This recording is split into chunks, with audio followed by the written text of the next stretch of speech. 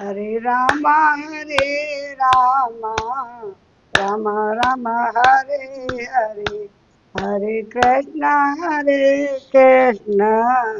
कृष्ण कृष्ण हरे हरे। और लेंगे खबरिया रे, राम जी के चरणन में मन हो जा दीवाना रे, राम जी के चरणन में कौन लेंगे खबरिया रे, कौन पलवन में चिमन नारायण नारायण नारायण, भजमन नारायण नारायण नारायण। गोविंद मेरो है गोपाल मेरो है, कृपा के बिहारी नंदलाल मेरो है। हरे रामा राम राम हरे हरे, हरे कृष्ण कृष्ण कृष्ण हरे हरे। आजकल नवरात्रि चल रही है, नवरात्रि की सभी को बहुत बहुत शुभकामनाएं। और आज हम पढ़ेंगे 81वां सर्ग, वाल्मीकि रामायण का युद्धकांड का 81वां सर्ग। पंखा पंखा चला दो। इंद्रजीत के द्वारा जब मायामयी सीता का वध कर दिया, ऐसा कह करके झूठ मूठ ही श्री राम जी को बताना चाह रहे हैं, चकमा देना चाह रहे हैं। इस प्रकार महान अभिप्राय से युद्ध वचन कहकर वानर और शिरोमणियों से घिरे हुए रघुकुल के प्रमुख जी महात्मा श्री रामचंद्र जी उस क्रूर कर्मा भयानक राक्षस का वध करने के लिए तत्काल ही इधर उधर दृष्टपात करने लगी, जो इसमें 80 सर्ग में पढ़ा था हमने पिछले में। अब आगे के इंद्रजीत के द्वारा माया में सीता का वध। विज्ञाय तु मनस्तस्ये राघवस्य महात्मने, ते निवृत्त्या वा तस्मात् प्रविष्टम पुरम ततः। महात्मा रघुनाथ जी के मनोभावों को समझकर इंद्रजीत युद्ध से निवृत्त हो लंकापुरी में चला गया। वहां जाने पर बलवान राक्षसों का वध स्मरण हो आया, और आने से सूरवीर रावण कुमार की आंखें क्रोध से लाल हो गई। वह पुनः युद्ध के लिए फिर निकला। पुलस्त कुल में उत्पन्न महापराक्रमी इंद्रजीत देवताओं के लिए कंठ करूप था, और वह राक्षसों की बहुत बड़ी सेना लेकर उनके नगर के पश्चिम द्वार से पुनः बाहर आया। दोनों भाई वीर श्री राम और लक्ष्मण को युद्ध के लिए उद्धत देख इंद्रजीत ने उस समय अपनी माया प्रकट की। उसने महामाई सीता का निर्माण करके उसे अपने रथ पर बैठा लिया। माया में सीता माया से बना ली और विशाल सेना के घेरे में रख कर उसका वध करने का जब विचार किया। उसकी बुद्धि बहुत ही खोटी थी। उसने सबको मोह में डालने का विचार करके माया से बनी हुई सीता को मारने का निश्चय किया।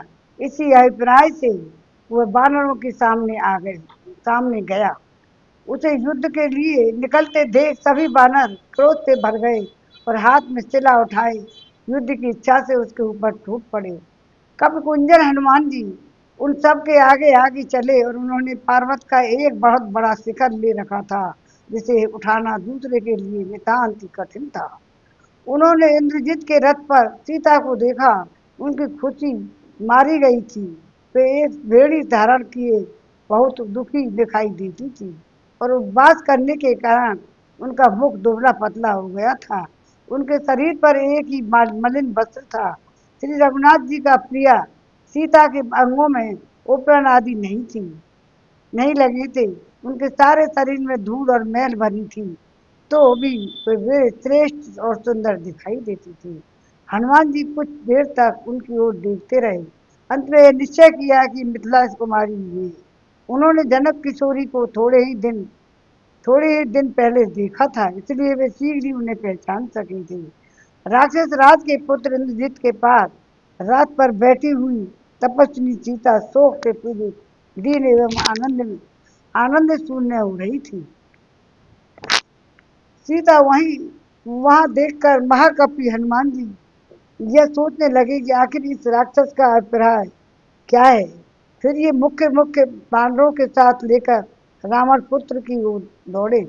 बानरों की उस सेना को अपनी ओर आती देख रावण कुमार क्रोध की सीमा न रही। उसने तलवार की म्यान से बाहर निकाला और उसने तलवार को अपनी म्यान से निकाला और सीता के सिर के केस पकड़कर उन्हें घसीटा। माया द्वारा रथ पर बैठाई हुई है स्त्री हा राम कहकर चिल्ला रही थी। वह राक्षस उन सबके देखते देखते उस स्त्री को पीट रहा था। सीता का केस पकड़ा गया देख हनुमान जी की बड़ा दुख हुआ कि पवन कुमार हनुमान अपने नेत्रों से दुख जनित आंसू बहाने लगे। श्री रामचंद्र जी की सर्वांग सुंदरी प्यारी पटरानी सीता को उस अवस्था में देख हनुमान जी कुपित हो उठे। उस राक्षस राजकुमार इंद्रजीत से कठोर वाणी में बोले, दुरात्मन तू अपने विनाश के लिए ही तुला हुआ है। कभी सीता के केसों का स्पर्श कर रहा है। तेरा जन्म ब्रह्मऋषियों के कुल में हुआ है, तथापि तूने राक्षस जाति के स्वभाव का आश्रय लिया है। अरे तेरी बुद्धि ऐसी बिगड़ी हुई है, धिक्कार है तुझे।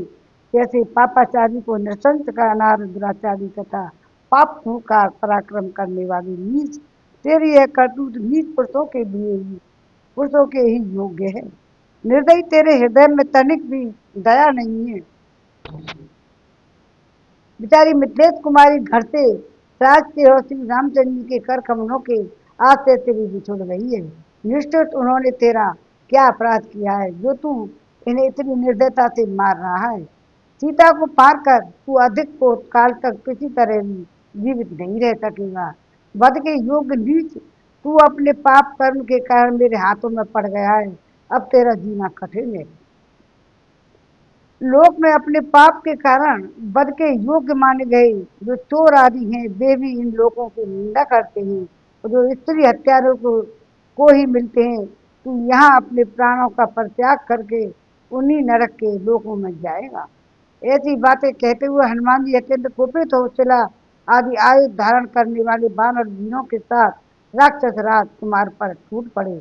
पांडवों के उस महापराक्रमी सैन्य समुदाय को आक्रमण करते देख इंद्रजित ने भयानक क्रोध वाले राक्षसों की सेना के द्वारा उसे आगे बढ़ने से रोका। फिर सहस्त्रों बाणों द्वारा बानर वाहिनी में हलचल मचाकर इंद्रजित ने कोप से हनुमान जी से कहा, सुग्रीव स्तवं त्वं च रामस्य यन्निमिता मही गताः तां वदाम्यहं वैदेही मध्ये वितः पश्यतः इमां हत्वा ततो रामं लक्ष्मणं त्वां च वानर सुग्रीव च वध्यामि तं चानार्यं विभीषणम्। वानर सुग्रीव राम और तुम सब लोग जिसके लिए यहाँ तक आए हो उस विधेयक कुमारी सीता को मैं अपनी तुम्हारे सामने देखते देखते मार डालूंगा। इसे मार कर मैं क्रमशः राम लक्ष्मण का तुम्हारा सुग्रीव का उस समय अनार्य विभीषण का भी वध कर डालूंगा। बंदर तुम यह कह रहे थे कि स्त्रियों को मारना मारना नहीं चाहिए। उसके उत्तर में मुझे यह कहना है कि जिस कार्य के करने से शत्रुओं को अधिक कष्ट पहुंचे वह कर्तव्य ही माना गया है। हनुमान जी ऐसा कहकर इंद्रजित ने स्वयं ही तेज धार वाली तलवार से उस रोती हुई मायामयी सीता पर घातक प्रहार किया। शरीर में यज्ञोपवीत धारण करने का जो भी स्थान है उस जगह से उसे मायामयी सीता के दो टुकड़े हो गई और वह स्थूल कट प्रदेश वाली प्रियदर्शना तपस्वी पृथ्वी पर गिर पड़ी। उस स्त्री का वध करके इंद्रजित ने हनुमान से कहा, देख लो मैंने राम की प्यारी सी पत्नी को तलवार से काट डाला। यह रही कटी हुई विधेय राजकुमारी सीता। अब तुम लोगों को युद्ध के लिए परिश्रम व्यर्थ है। ततः खड्गेन महता हत्वा तामेन्द्रदत्तं हष्टः हरष्टस्य रथमा स्थाय ननादे च महास्वयं। इस प्रकार स्वयं इंद्रजीत विशाल खड़ग से उस मायामयी स्त्री का वध करके रथ पर बैठा बैठा बड़े हर्ष के साथ जोर जोर से सिंहनाद करने लगा। पास ही खड़े हुए वानरों ने उसकी उस गर्जना सुना और दुर्गम रथ पर बैठकर मुंह वाए विकट से निनाद करता था। रावण के इस पुत्र की बुद्धि बड़ी खोटी थी। उसने इस प्रकार मायामयी सीता का वध करके अपने मन में बड़ी प्रसन्नता का अनुभव किया। उस हर्ष से उत्फुल्ल उत्फुल्ल देख वानर विषादग्रस्त हो भाग खड़े हुए। अब 81वां सर्ग पूरा हुआ। मंगल भवन मंगल हारी, उमा सहित जय जपत पुरारी, दीन दयाल ब्रज संभारी, हरनाथ मम संकट भारी, श्रीमन नारायण नारायण नारायण, भजमन नारायण नारायण नारायण, श्रीमन नारायण नारायण नारायण, गोविंद मेरा है गोपाल मेरा है, श्री बांके बिहारी नंदलाल मेरा है, बांके बिहारी जय हो बिहारी, बांके बिहारी जय हो तुम्हारी, श्रीमन नारायण नारायण नारायण, गोविंद मेरो है गोपाल मेरो है, श्री बांके बिहारी नंदलाल मेरो है।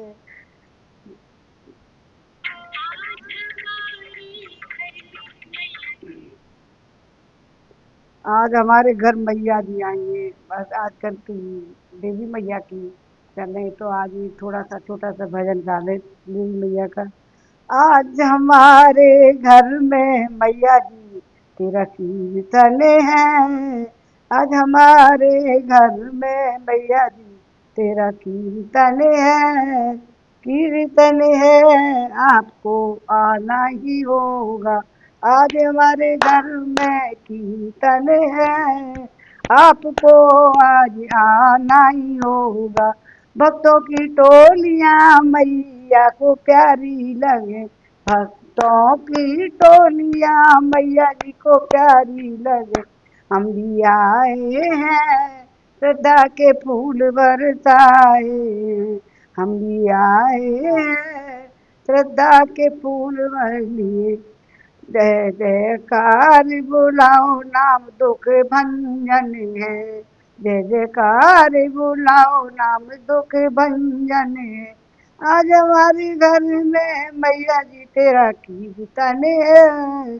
कीर्तन है आपको आना ही होगा, हमारा निमंत्रण है, आज हमारे घर में मैया जी तेरा कीर्तन है, वो घर स्वर्ग लगे जिस पर मैया की जीत जले, जिस पे मैया की ज्योति जले, मैया उसी के कारज पूरे करे, मैया उसी के कारज पूरे करे, जय जयकार बुलाओ नाम दुख भंजन है, जय जयकार बुलाओ नाम दुख भंजन है, आज हमारे घर में मैया का कीर्तन है, आपको आना ही होगा, हमारे निमंत्रण है, बड़े नसीबों से मैया आई है, बड़े नसीबों से मैया आई है, ये सुबह घड़ी आपके आनी, मेरे मन की काली अकेली, मेरी मन की काली अकेली, मैया जी का जो दर्शन कीर्तन है, मैया जी आज आपको निमंत्रण है, आज हमारे घर मैया जी तेरा कीर्तन है, आपको आना ही होगा, हमारा निमंत्रण है। माता का भजन पूरा हुआ। और भगवान वहाँ एक माता की कभी सीता सीता के रूप में, माता कभी किसी के रूप में, अब इन राक्षसों का वध होना जरूरी हो गया है।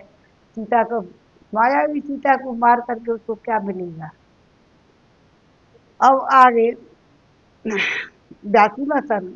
हनुमान जी के नेतृत्व में वानरों और निशाचरों का युद्ध हनुमान जी का श्री राम के पास लौटना और इंद्रजीत का निकुंभिला मंदिर में जाकर होम करना। कृत्वा तु भीम निर्यातम सक्रासनी समन्वन्नम। इंद्र के विचणुमाणा विषय सर्वाम दुर्दुर्वा उर्वरा नरावृतम। इंद्र की ब्रज को इंद्र के वज्र की गड़गड़ाहट के समान उस भयंकर सिंहनाद को सुनकर बानर संपूर्ण दिशाओं की ओर देखते हुए जोर जोर से भागने लगे।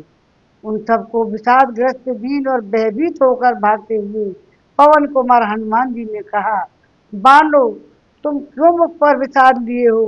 युद्ध विषयक उत्साह छोड़कर भागे जा रहे हो। तुम्हारा यह शौर्य कहाँ चला गया? मैं युद्ध में आगे आगे चलता हूँ, तुम सब लोग मेरे पीछे पीछे आओ। उत्तम कुल में उत्पन्न शूरवीरों के लिए युद्ध में तीर दिखाना सर्वथा अनुचित है। बुद्धिमान वायुपुत्र के ऐसा कहने पर वानरों का चित्त प्रसन्न हो गया और राक्षसों के प्रति अत्यंत कुपित हो उन्होंने हाथों में पर्वत शिखर और वृक्ष उठा लिए। ये श्रेष्ठ वानर वीर उस महासमर में हनुमान जी को चारों ओर से घेर कर उनके पीछे पीछे चले और जोर जोर से गर्जना करते हुए वह राक्षसों पर टूट पड़े। उन श्रेष्ठ वानरों के द्वारा जो सब ओर से घिरे हुए थे गिरे हुए गिरे हुए हनुमान जी ज्वाला मालाओं से युक्त प्रज्वलित अग्नि की भांति शत्रु सेना को भगदग्ध करने के लिए लगे। वानर सैनिकों ने घिरे हुए उन महाकवि हनुमान जी के प्रलय काल के समान संहारकारी यमराज के समान राक्षसों का संहार उन्होंने आरंभ किया। सीता की बत से उनमें मन में पीड़ा शोक हो रहा था और इंद्रजित का अत्याचार देखकर उनका क्रोध भी बहुत बढ़ गया था। इसलिए हनुमान जी ने रावण कुमार के रथ पर एक बहुत बड़ी शिला फेंकी। उसे अपने ऊपर आती देख सारथी ने तत्काल ही अपने अधीन रहने वाले घोड़ों से जुटे हुए उस रथ की बहुत दूर हटा दिया। अतः सारथी सहित रथ पर बैठे हुए इंद्रजित के पास तक न पहुंचकर वह शिला धरती फोड़कर उसके भीतर समा गई। उसके चलाने का सारा उद्योग व्यर्थ हो गया। उस शिला के गिरने पर राक्षस सेना को बड़ी पीड़ा हुई। गिरती हुई उस शिला ने बहुतेरे राक्षसों को कुचल डाला। तत्पश्चात सैकड़ों विशालकाय बानर हाथों में वृक्ष और पर्वत शिखर उठाए गर्जना करते हुए इंद्रजित की ओर दौड़े। वे भयानक पराक्रमी बानर भी युद्ध स्थल में इंद्र जित पर उन वृक्षों और पर्वत शिखरों को फेंकने लगे। वृक्षों और शैल शिखरों की बड़ी भारी वृष्टि करते हुए वे बानर शत्रुओं का संहार करने और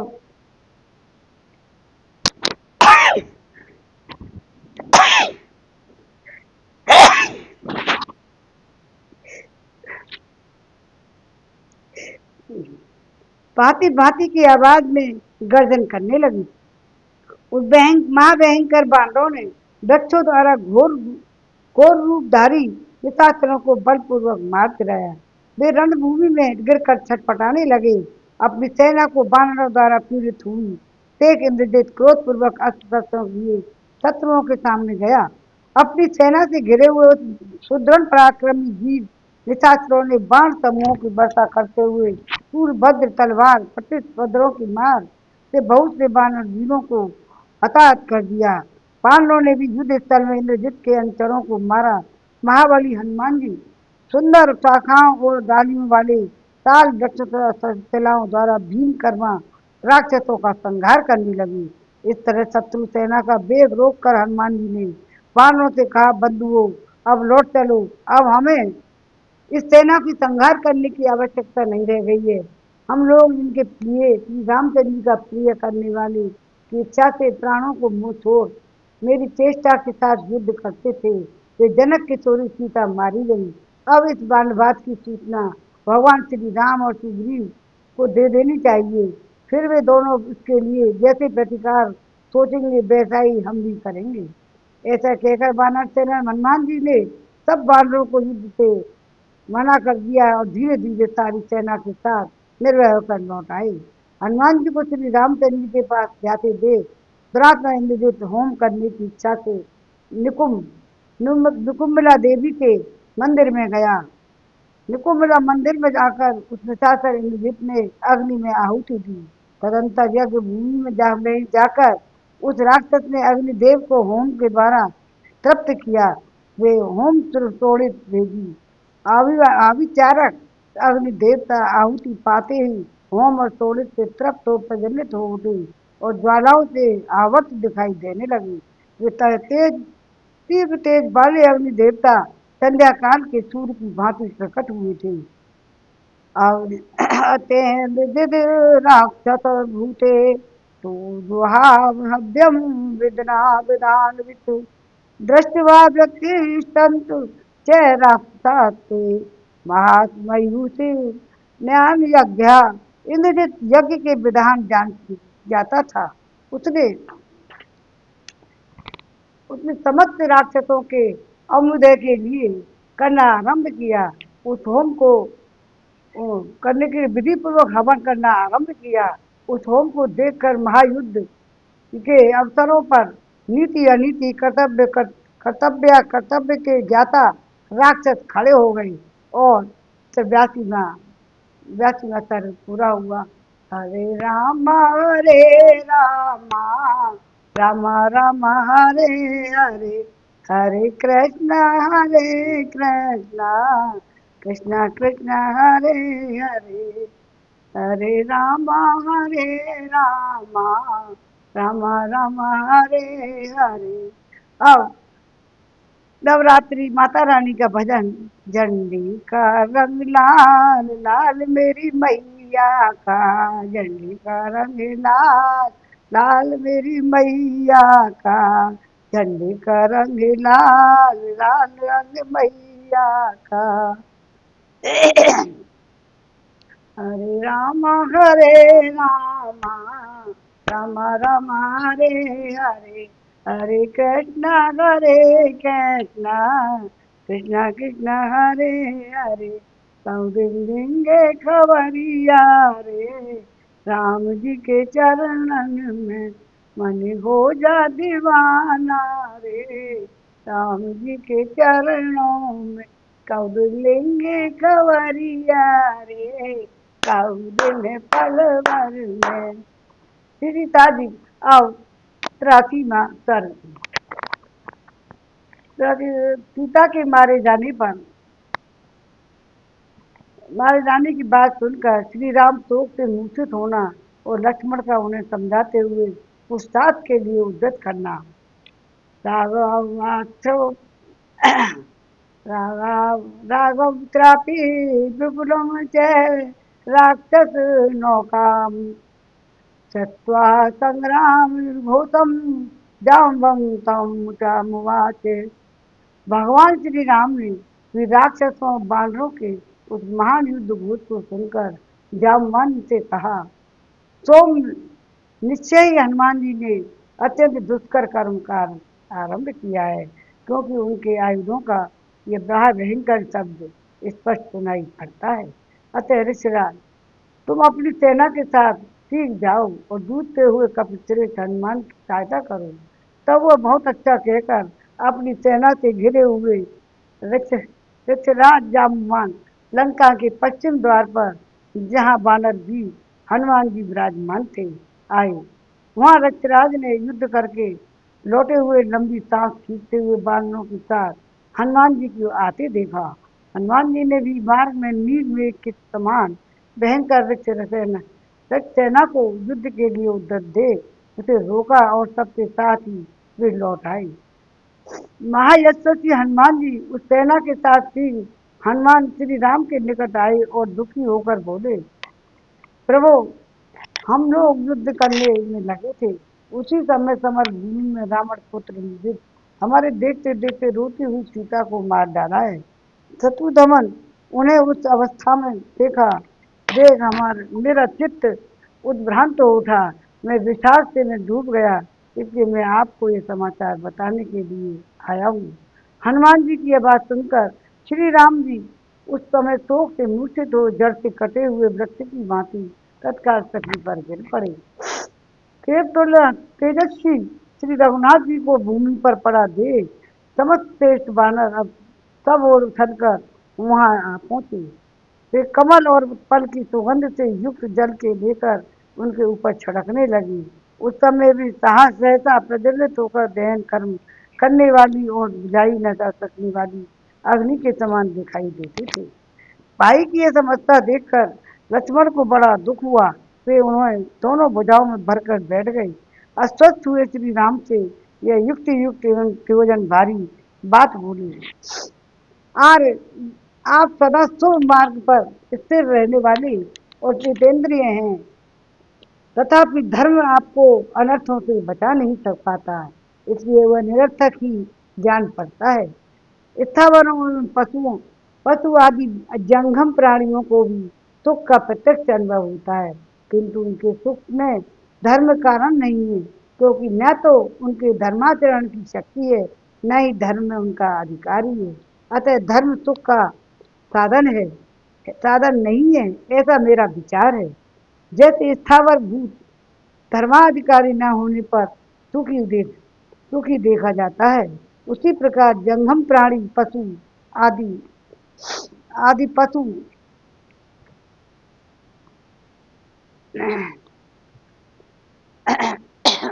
यदि जहाँ धर्म है वहाँ सुख अवश्य है, तो ऐसा ही नहीं है कहा जा सकता, क्योंकि उस दिशा में आप जैसे धर्मात्मा पुरुष की विपत्ति में नहीं पड़ना चाहिए।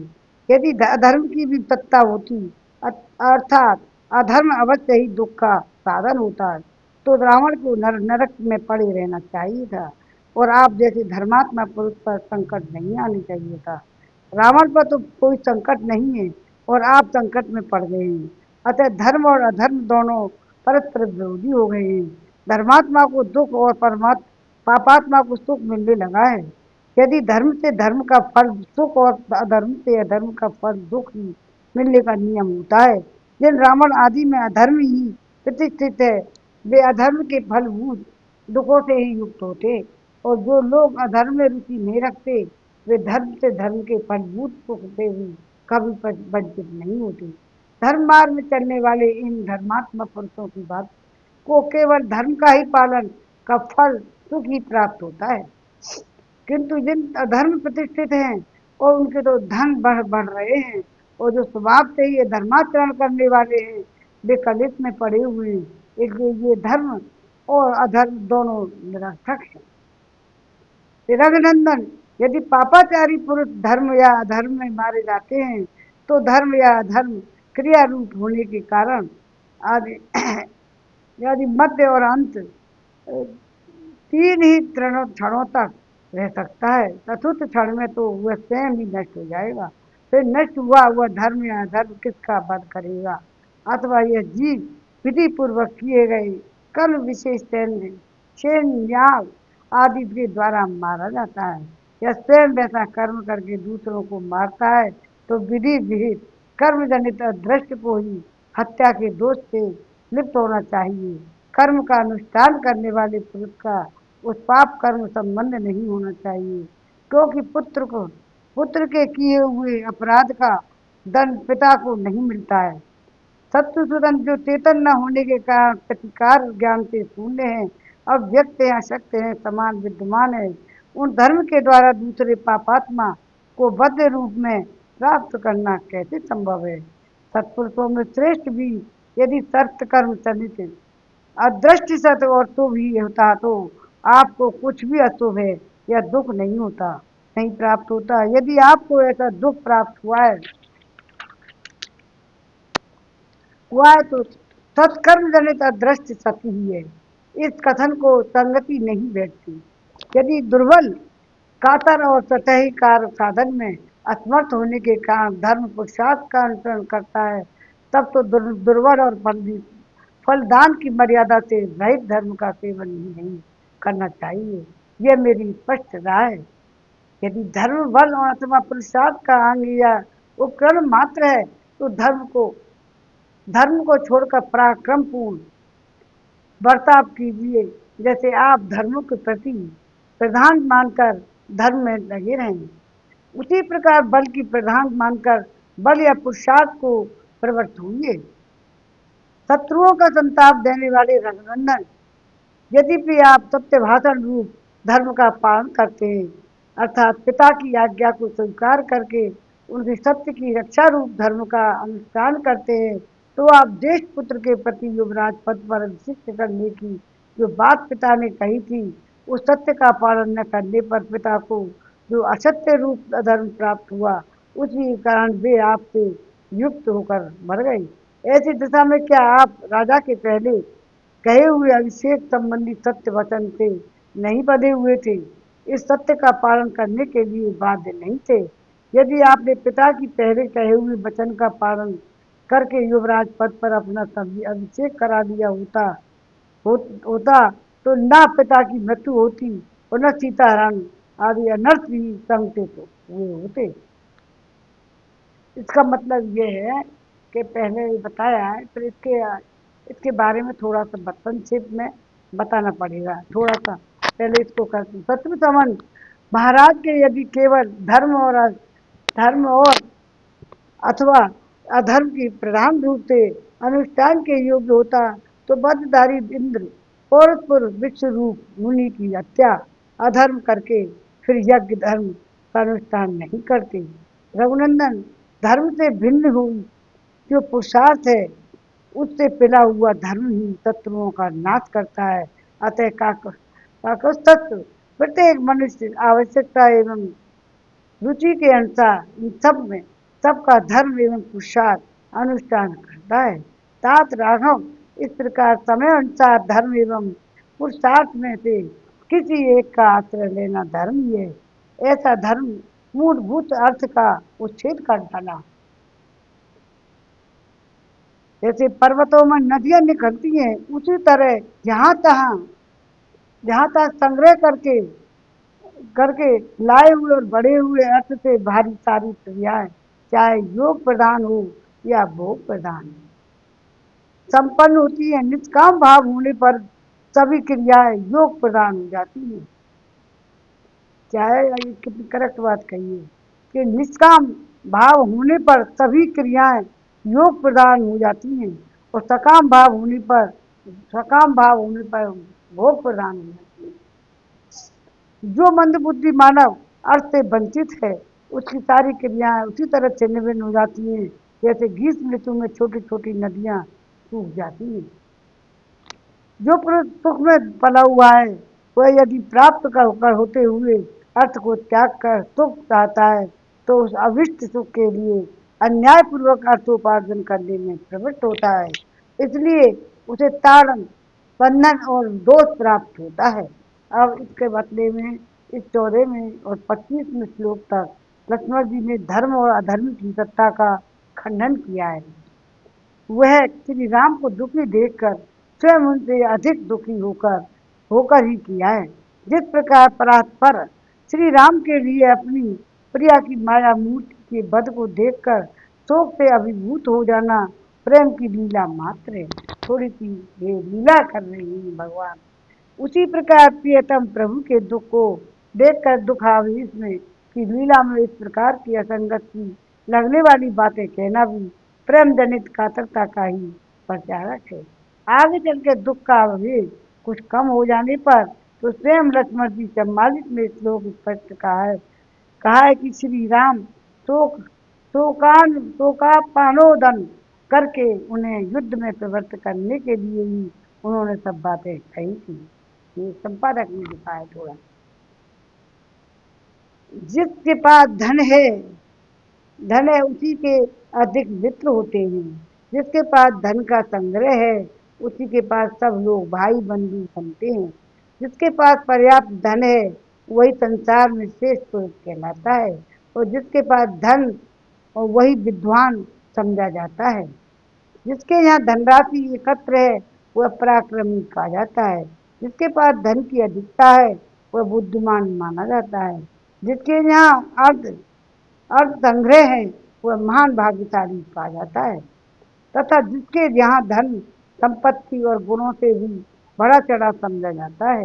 अर्थ का त्याग करने से जो मित्र का अभाव आदि दोष प्राप्त होते हैं, उनका देने स्पष्ट रूप से वर्णन किया है। आपने राज्य छोड़ते समय क्या लाभ सोचकर अपनी बुद्धि में अर्थ त्याग की भावना को स्थान दिया, यह मैं नहीं जानता। जिसके पास धन है उसके धर्म और काम रूप सारे प्रयोजन सिद्ध होते हैं, उसके लिए सब कुछ अनुकूल बन जाता है। जो निर्धन है वह अर्थ की इच्छा रखकर उसका अनुसंधान करने पर भी पुरुषार्थ के बिना उसे नहीं पा सकता। कितनी बढ़िया बात कही है लक्ष्मण जी ने। नरेश्वर, हर्ष काम दर्द धर्म क्रोध शम और दम, ये सब धन होने से ही सफल होते हैं। जो धर्म का आचरण करने वाले और तपस्या में लगे हुए हैं उन पुरुषों को यह लोग मतलब यही पुरुषार्थ अर्थ भाव के कारण ही नष्ट हो जाता है, ऐसा स्पष्ट देखा जाता है। वही अर्थ इस दुर्बल दुर्दिन में आपके पास उसी तरह नहीं दिखाई देता है जैसे आकाश में बादल घिर आने पर ग्रहों के दर्शन नहीं होते हैं। वीर, आप पूज्य पिता को आज्ञा पालन करने के लिए राज छोड़कर वन में चले आए और सत्य के पालन में ही डटे रहे, परंतु राक्षस ने आपकी पत्नी को, जो आपको प्राणों से भी अधिक प्यारी है, हर लिया। वीर रघुनंदन, आज इंद्रजीत ने हम लोगों को जो भी मान दुख दिया है उसे मैं अपने पराक्रम से दूर करूंगा, अतः चिंता छोड़कर उठिए। नरश्रेष्ठ उत्तम व्रत का पालन करने वाले महाभाव, उठिए, आप परम बुद्धिमान और परमात्मा हैं। इस रूप में अपने आप को क्यों नहीं समझ रहे हैं? निष्पाप रघुवीर, यह मैंने आपसे जो कुछ कहा है वह सब आपका प्रिय करने के लिए, आपका ध्यान शोक की ओर से हटाकर पुरुषार्थ की ओर आकृष्ट करने के लिए कहा है। अब जनक नंदिनी की मृत्यु का वृतांत जानकर मेरा दूर रोज पड़ गया है, अतः आज अपने बाणों द्वारा हाथी घोड़े रथ और राक्षस राज रावण सहित सारी लंका को धूल में मिला दूंगा। और 83वां सर्ग पूरा हुआ। लंका कांड का, युद्ध कांड का, वाल्मीकि रामायण का युद्ध कांड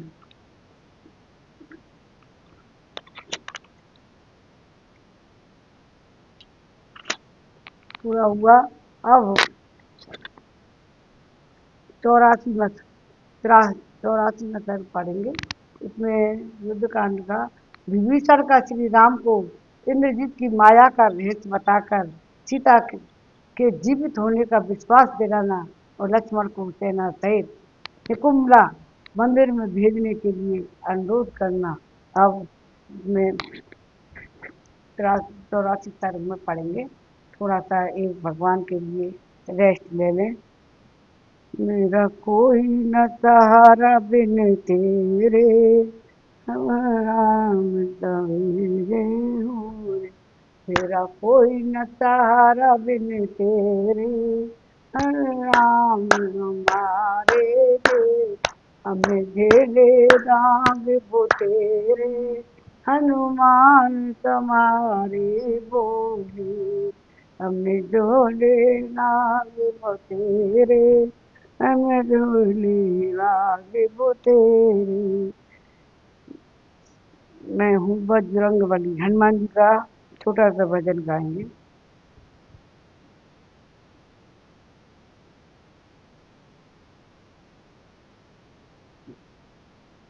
हरि का भजन गाएंगे, भगवान जैसे अपने आप को सही करेंगे। हरे राम राम राम हरे हरे, हरे कृष्ण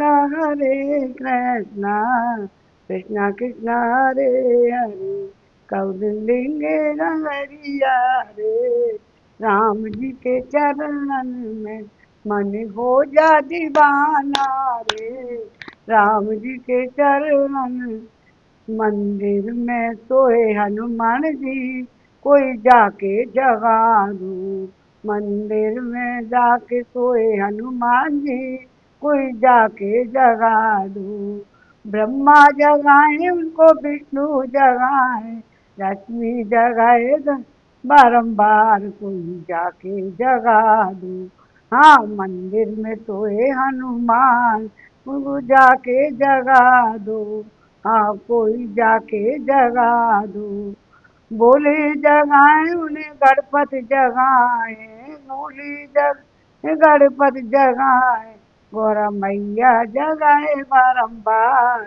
अरे कोई जाके जगा दो, मंदिर में सोए हनुमान, जा कोई जाके जगा दो। राम जी जगाए, लक्ष्मण जी जगाए। हनुमान जी बहुत दुखी हुए थे मायावी सीता को मारने का, इसलिए राम जी जगाए, लक्ष्मण जगाए, सीता माँ जगाए बारंबार, कोई जाके जगा दो, मंदिर में सोए हनुमान, कोई जाके जगा दो। गंगा जगाए मैया यमुना जगाए, गंगा जगाए यमुना जगाए, सरयू जगाए बारंबार, कोई जाके जगा दो। हाँ, मंदिर में सोए हनुमान, तो कोई जाके जगा दो, कोई जाके जगा दो। चंदा जगाए, सूरज जगाए, ना जगाए, सूरज जगाए, तारे जगाए बारंबार, कोई जाके जगा दो। मंदिर में सोए हनुमान, कोई जाके जगा दो। मंदिर में हनुमान जी सोए हुए हैं। बजरंग बली का ये प्यारा भजन है। अब सारी सेना हनुमान जी की बल पर ही है। राम जी अभी दुखी हो रहे हैं।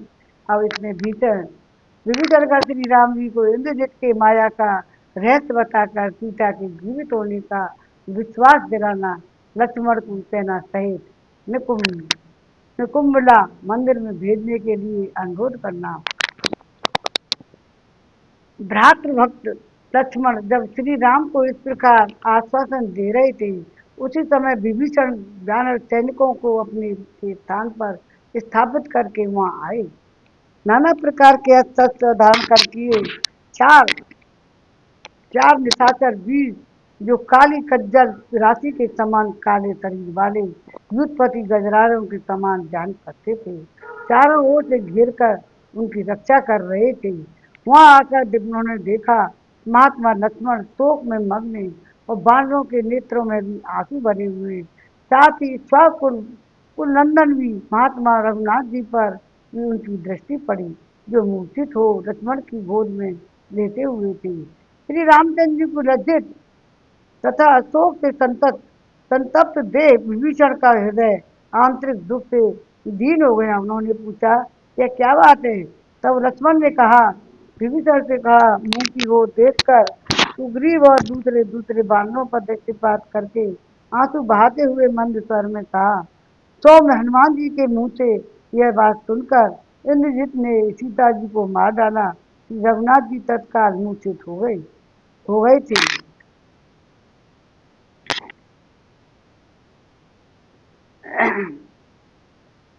हो गए हैं। इस प्रकार कहते हुए लक्ष्मण की विभीषण ने रोका और अचेत पड़े हुए श्री रामचंद्र जी से यह निश्चित बात कही, महाराज हनुमान जी ने दुखी होकर जो आपको समाचार सुनाया है, उसे मैं समुद्र की सोनी सोख लेने के समान असंभव मानता हूँ। महाभाव दुरात्मा रावण की सीता के प्रति क्या भाव है, यह मैं अच्छी तरह जानता हूँ। वह उनका वध कदापि नहीं करने देगा। मैंने उसका हित करने की इच्छा से अनेक बार यह अनुरोध किया कि विदेह कुमारी को छोड़ दो, किंतु उसने मेरी बात नहीं मानी। सीता को दूसरा कोई पुरुष साम दाम और वेद नीति के द्वारा भी नहीं देख सकता, फिर युद्ध के द्वारा कैसे देख सकता है? महाबाहु राक्षस इंद्रजित बानरों के मोह में डालकर चला गया है। जिसका उसने वध किया था वह माया में ही जानती थी, ऐसा निश्चित समझिए। यह वह इस समय निकुंभला मंदिर में जाकर होम करेगा। जब होम करके लौटेगा तो उस समय उस रावण कुमार की संग्राम में परास्त करना इंद्र सहित संपूर्ण देवताओं के लिए कठिन होगा। निश्चय ही उसने हम लोगों को मोह में डालने के लिए ही माया का प्रयोग किया है। उसने सोचा होगा कि यदि बानरों का पराक्रम चलता रहा तो मेरे इस कार्य में निधन पड़ेगा, इसलिए उसने ऐसा किया है। जब तक उसका होम पर कर्म समाप्त नहीं होता, उसके पहले ही हम लोग सेना सहित निकुंभला इस मंदिर में चलें। वो नरश्रेष्ठ झूठे हो झूठे ही प्राप्त हुए इस संताप को त्याग दीजिए। प्रभु आपको शोक से संतप्त होते देख सारी सेना दुख में पड़ी हुई है। आप तो धैर्य में सबसे बड़े चढ़े हैं। सदैव स्वस्थ चित्त होकर यहाँ रुक रहिए और सेना लेकर जाते हुए हम लोगों के साथ लक्ष्मण जी को भेज दीजिए। ये नरश्रेष्ठ लक्ष्मण अपने पहले बाणों से मारकर रावण कुमार को वह होम कर्म त्याग कर देने के लिए विवश कर देंगे, इससे वह मारा जा सकेगा। लक्ष्मण के ये पहले बाण जो पक्षियों के अनुभूत परों परों से युक्त होने के कारण वे बड़े वेगशाली हैं। कंक आदि क्रूर पक्षियों के समान इंद्रजीत के रक्त का पान कर देंगे। अतः महाभाव जैसे वज्रधारी इंद्र दैत्यों के वध के लिए वज्र का प्रयोग करते उसी प्रकार आप उस राक्षस के विनाश के लिए शुभ लक्ष्य संपन्न लक्ष्मण को जाने की आज्ञा दीजिए। नरेश्वर शत्रु का विनाश करने में अब यह कालक्षेप करना उचित नहीं है, इसलिए आप शत्रु वध के लिए उसी तरह लक्ष्मण को भेजिए जैसे देवद्रोही दैत्यों को विनाश के लिए देवराज इंद्र वज्र का प्रयोग करते हैं। वह राक्षस शिरोमणि इंद्रजित तब अपना अनुष्ठान पूरा कर लेगा, तब सम्रावण में देवता और असुरों की उसे देख नहीं सकेंगे। अपना कर्म पूरा करके जब वह युद्ध की इच्छा से रणभूमि में खड़ा होगा, उस समय देवताओं को भी अपने जीवन की रक्षा के विषय में मान संदेह होने लगेगा। 84वां सर्ग पूरा हुआ। मंगल भवन अमंगल हारी, देवहु दशरथ अजर बिहारी, दीन दयाल ब्रज संबारी, करुणाते मम संकट वारी। मन धीर धरो घबराओ नहीं, भगवान मिलेंगे कभी न कभी। मन धीर धरो घबराओ नहीं, भगवान मिलेंगे कभी न कभी। भगवान मिलेंगे कभी न कभी। मन धीर धरो घबराओ नहीं, भगवान मिलेंगे कभी न कभी। उसको विभीषण को मालूम है ये तो खुद ही भगवान है, लेकिन उनको करनी पड़ रही है, वहाँ लीला कर रहे हैं भगवान। फूलों में नहीं कलियों में नहीं, कांटों में मिलेंगे कभी न कभी। मन धीर धरो घबराओ नहीं, भगवान मिलेंगे कभी न कभी। सूरज में नहीं चंद्रमा में नहीं, तारों में मिलेंगे कभी न कभी। मन धीर धरो घबराओ नहीं, भगवान मिलेंगे कभी न कभी। गंगा में नहीं, यमुना में नहीं, सरयू में मिलेंगे कभी न कभी। मन धीर धरो घबराओ नहीं, भगवान मिलेंगे कभी न कभी। बागों में नहीं खलिहानों नहीं, जंगल में मिलेंगे कभी न कभी। मन धीर धरो घबराओ नहीं, भगवान मिलेंगे कभी न कभी। मंदिर में नहीं मस्जिद में नहीं, गुरुद्वारे मिलेंगे कभी न कभी। भगवान मिलेंगे कभी न कभी। मन धीर धरो घबराओ नहीं, भगवान मिलेंगे कभी न कभी। मथुरा में नहीं गोकुल में नहीं, पर मन में मिलेंगे कभी न कभी। मथुरा में नहीं गोकुल में नहीं, मेरे मन में मिलेंगे कभी न कभी। तेरे मन में मिलेंगे कभी न कभी। मन धीर धरो घबराओ नहीं, भगवान मिलेंगे कभी न कभी। अब 85वां सर्ग विभीषण के द्वारा युद्ध कांड का 85वां सर्ग। विभीषण के द्वारा अनुरोध से श्री रामचंद्र जी का लक्ष्मण को इंद्रजित के वध के लिए जाने की आज्ञा देना। और सेना सहित लक्ष्मण का निकुंभला मंदिर के पास पहुंचना। भगवान श्री राम शोक से पीड़ित थे, अतः राक्षस विभीषण ने जो कुछ कहा उनके उनकी उस बात को सुनकर वे ही स्पष्ट रूप से समझ न सके, उस पर पूरा ध्यान न दे सके। तदंतर शत्रु नगरी पर विजय पाने वाले श्री राम पहरे धारण करके हनुमान जी के समीप बैठे हुए विभीषण से बोले, राक्षस राज विभीषण, तुमने अभी अभी जो बात कही है मैं फिर सुनना चाहता हूँ, बोलो तुम क्या कहना चाहते हो। श्री रघुनाथ जी को यह बात सुनकर बातचीत में कुशल विभीषण ने वह जो बात कही थी उसे पुनः दोहराते हुए इस प्रकार कहा, यथागम महाभारु त्वा गुरुनिवेदनम तत् यथादिश अनुष्ठितम पीड़ित्वाक्य समन्वंतरम। महाभाव, आपने जो सेनाओं को यथास्थान स्थापित करने की आज्ञा दी थी, वीर वह काम तो मैंने आपकी आज्ञा होते ही पूरा कर दिया। उस सब सेनाओं की विभक्त करके सब ओर के दरवाजे स्थापित किया। यथोचित रीति से वहाँ अलग अलग विपत्तियों की को भी नियुक्त कर दिया है। महाराज, अब पुनः मुझे इस बात की आपकी सेवा में निवेदन करनी है तो उसे भी सुन लीजिए। बिना किसी कारण के आपके संतप्त होने से हम लोगों के हृदय में भी बड़ा संताप हो रहा है। राजन, मिथ्या प्राप्त हुए इस शोक और संताप को त्याग दीजिए, साथ ही चिंता को भी अपने मन से निकाल दीजिए, क्योंकि वह शत्रुओं का हर्ष बढ़ाने वाली है। फिर यदि आप सीता को पाना और निशाचरों का वध करना चाहते हैं तो उद्योग कीजिए, हर्ष और उत्साह का सहारा लीजिए। रघुनंदन, मैं एक आवश्यक बात बताता हूँ, मेरी हित की बात सुनिए।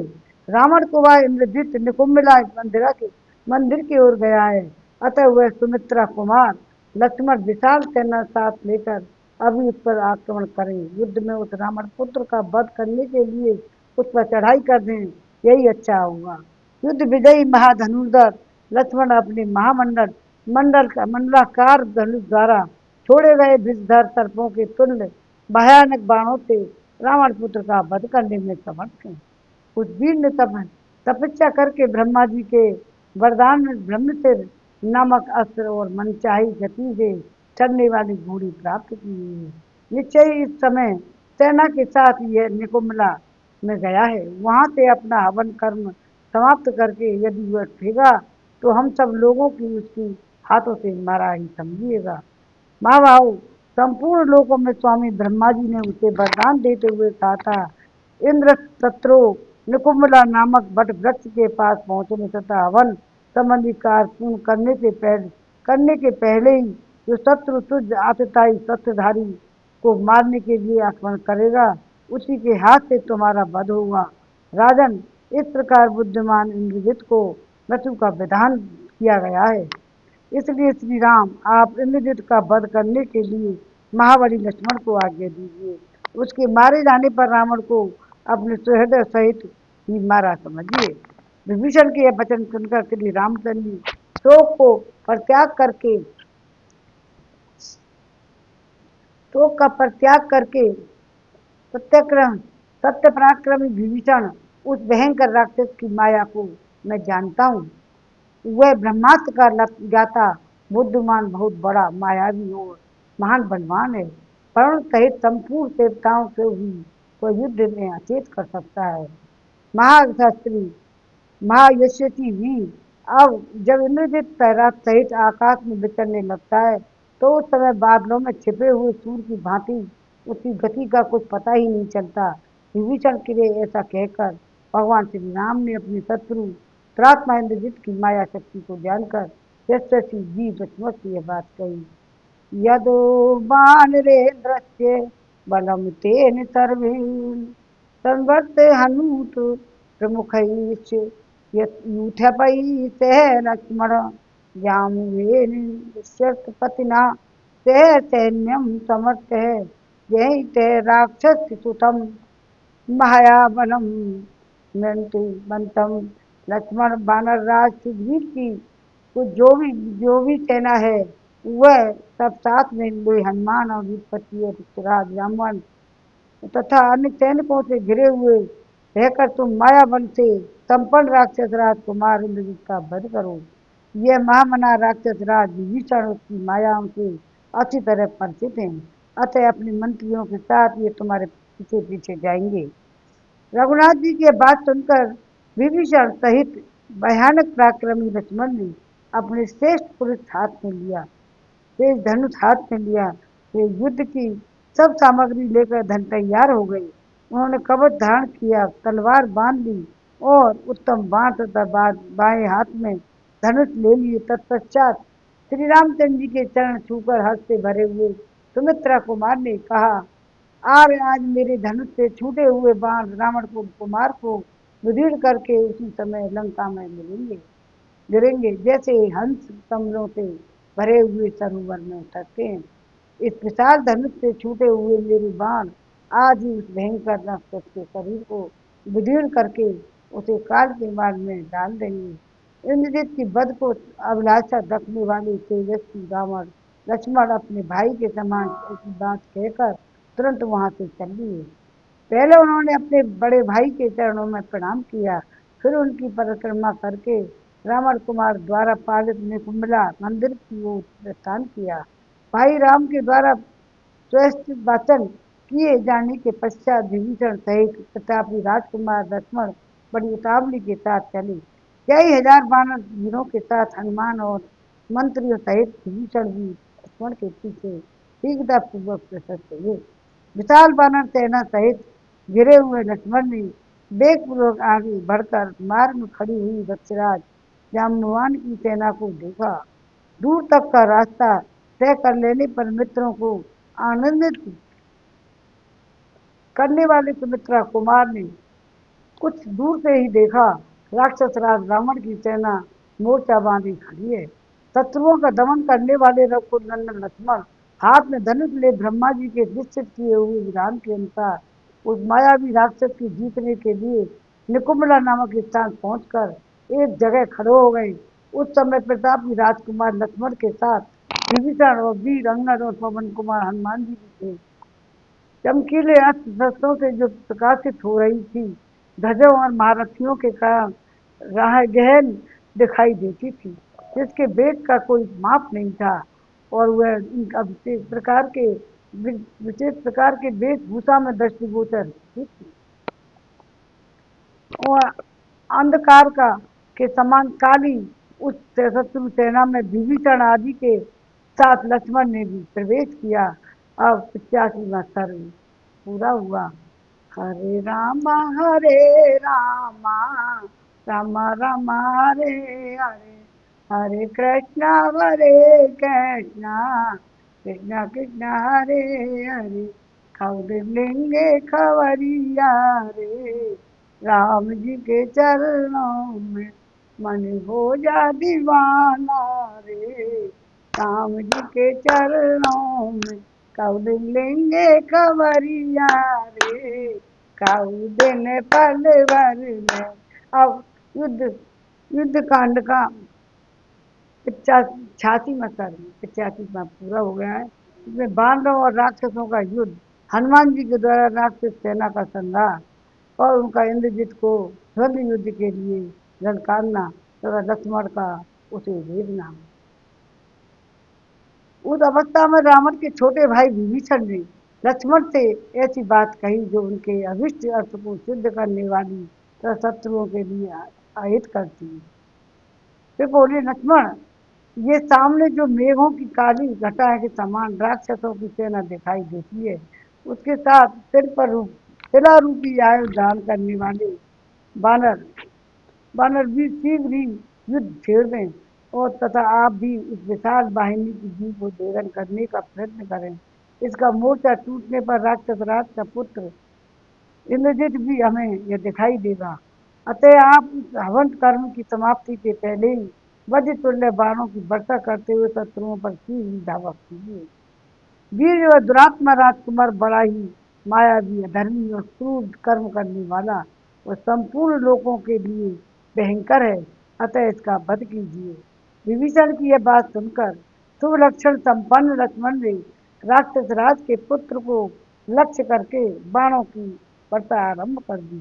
साथ ही बड़े बड़े वृक्ष लेकर युद्ध करने वाले बानर भालू भी वहां खड़ी हुई राक्षस सेना पर एक साथ टूट पड़े।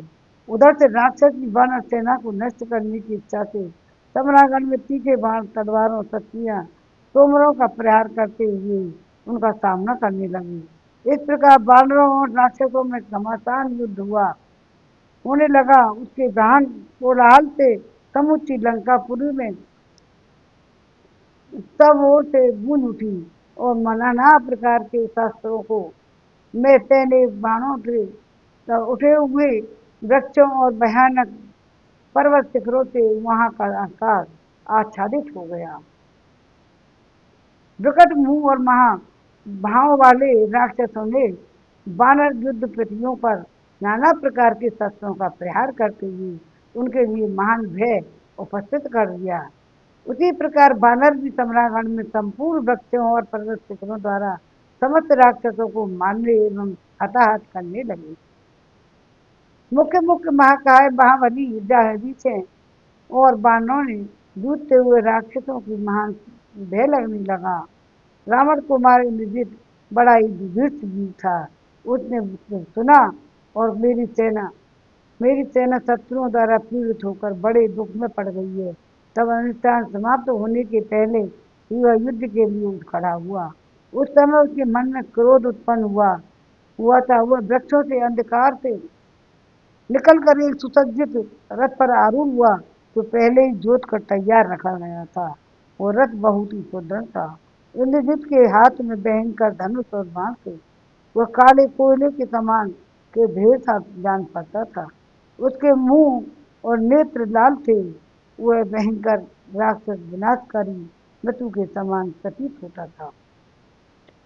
इंद्रजित का रथ पर बैठ गया और वह देखते ही लक्ष्मण के साथ युद्ध की इच्छा रखने वाले भयंकर वेगशाली राक्षसों की वह सेना उसके आसपास सब ओर खड़ी हो गई। उस समय शत्रुओं का दमन करने वाले पर्वत के समान विशालकाय हनुमान जी ने एक बहुत बड़े वृक्ष को जिसे तोड़ना और उखाड़ना कठिन था उखाड़ लिया। और फिर तो वे बानर वीर अग्नि के समान प्रज्वलित हो उठे और युद्ध स्थल में राक्षसों को उस सेना को दग्ध करते हुए बहुसंख्यक वृक्षों की मार से अचेत होने लगी। पवन कुमार हनुमान जी बड़े देश से राक्षस सेना का विध्वंस कर रहे हैं। ये सब देखते ही सहस्त्रों राक्षस उन पर अस्त्र शस्त्रों की वर्षा करने लगे।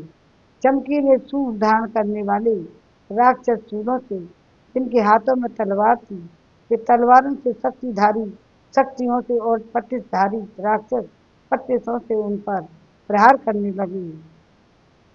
बहुत से पर्वों और गदा और सुंदर भालों सैकड़ों शताग्नियों और लोहे के बने हुए मुद्रों भयानक फरसों विल्लपालों वज्र के समान मुक्कों और असनितुल्य थप्पड़ों से वे समस्त राक्षस पास आकर सब ओर से पर्वताकार हनुमान जी पर प्रहार करने लगे।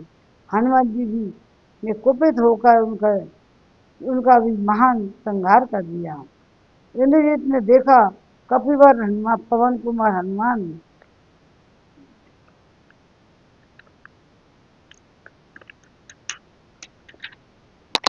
पर्वत के समान अचल हो निशंक भाव से शत्रुओं का संहार कर रहे हैं।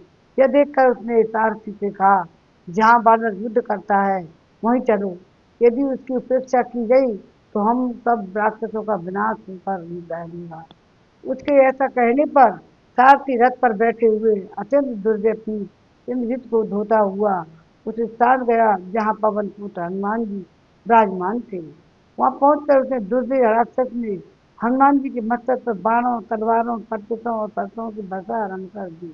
उन भयानक वस्त्रों का अपने पर शरीर पर ढेर कर पवन पुत्र हनुमान जी महान रोष से भर गए और इस प्रकार बोले, युद्धस्य यदि शिरोऽसि रावणध्वजा दुर्मते वायुपुत्रं समासाद्य प्रगति व्यास्ति। हे दुर्बुद्धि रावण कुमार, यदि बड़े सूरवीर हो तो आओ मेरे साथ भले युद्ध कर लो। इस वायुपुत्र से और बढ़कर जीवित नहीं लौट सकोगे। दुर्मते अपनी भुजाओं द्वारा मेरे द्वंद्व युद्ध में मेरे साथ द्वंद्व युद्ध करो। उस महायुद्ध में यदि मेरा वेग पहलो तो तुम राक्षसों में श्रेष्ठ और समझी जाओगे।